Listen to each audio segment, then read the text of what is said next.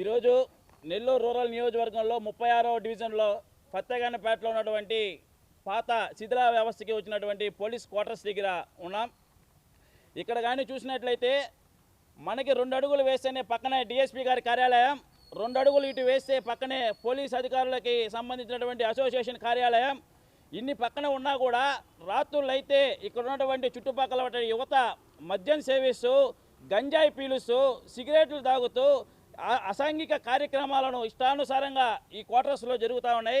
ఎందుకంటే ఎక్కడో మారుమూల ఊర్లలోనో లేదంటే మారుమూల గ్రామాల్లోనో లేదంటే ఊరి చివరో జరుగుతూ ఉంటే సరేలే ఏదో ఊరి చివర జరుగుతున్నాయి అనుకోవచ్చు. నెల్లూరు నగర నడిబొట్టున ఉన్నటువంటి పోలీస్ క్వార్టర్స్లో డిఎస్పీ బంగ్లాకి కళ్ళెదురుగా, పోలీస్ అసోసియేషన్ కార్యాలయం కళ్ళెదురుగా పోలీస్ క్వార్టర్స్లో ఇంత ధైర్యంగా విచ్చలవిడిగా అసాంఘిక కార్యక్రమాలు చేస్తూ, మందు తాగుతూ, విచ్చలవిడిగా పరుపులు వేసుకొని, దిండ్లు వేసుకొని అసాంఘిక కార్యక్రమాలు చేస్తూ, గంజాయి తాగుతూ ఈ విధంగా చేస్తూ ఉంటే ఎక్కడ కూడా ఏ అధికారి కూడా స్పందించిన దాఖలా లేదు.